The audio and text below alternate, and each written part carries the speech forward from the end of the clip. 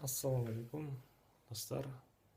Бүгінгі сабақ 8-ші сабақ әзірге жалғасып жатыр.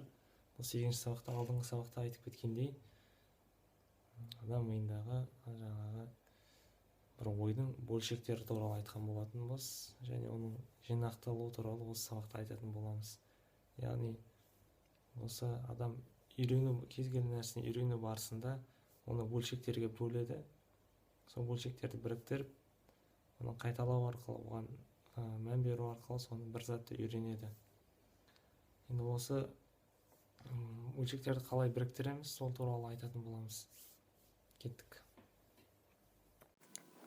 Қарап отырсақ, адам күнделікті өмірінде әртүрлі заттар үйренеді. Ол тамақ пісіру болуы мүмкін, кейбіреулер футбол ойнауы мүмкін, кейбіреулер жаңа тіл немесе жаңа музыкалық аспап үйрену мүмкін.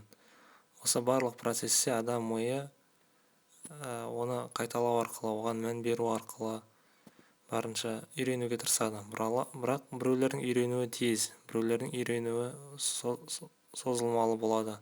Бұл неге байланысты? Сондықтан біз өзіміздің үйренуімізді тиімді әрі қысқа уақытта үйрену үшін біздің миымызда болып жатқан процессормен танысқанымыз өте маңызды.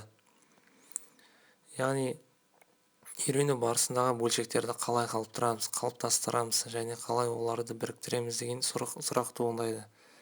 Алдымен ең бірінші қадам ол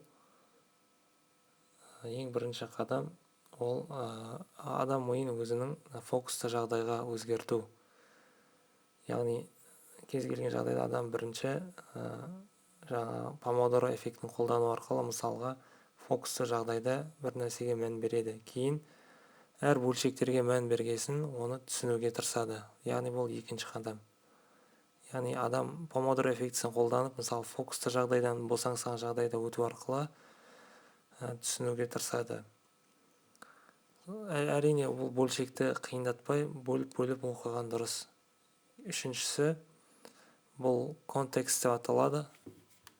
Әр бөлшекті фокусты жағдайға салып, оны түсінгесін біз үшінші қадам бұл контекст деп айтса болады. Яғни адам бір нәрсені үйренумен қатар, оның қандай жалпы не үшін үйреніп жатқанын былай общий картинаны көру қажет. Яғни не болып жатқан үстінен былай байқап отыру қажет. Бір жағынан үйреніп, екінші жағынан байқап отыру қажет. Мына суреттерде көрініп тұрғандай.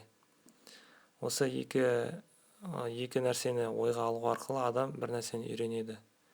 Яғни, мысалы, машина жасап жатқанды да білесің, машинаның бөлшектеріне де мән бересің. Яғни, бірінші біз фокусты жағдайда боламыз, және екіншісі әр бөлшекті түсінуге тырысамыз. Үшіншісі біз үлкен масштабта қарауға тырысамыз, яғни әр бөлшектің қай уақытта қолданылатынына мән береміз. Осы қадамдарды қолдану арқылы біз бір нәрсені үйренуіміз жеңілдейді. Рахмет.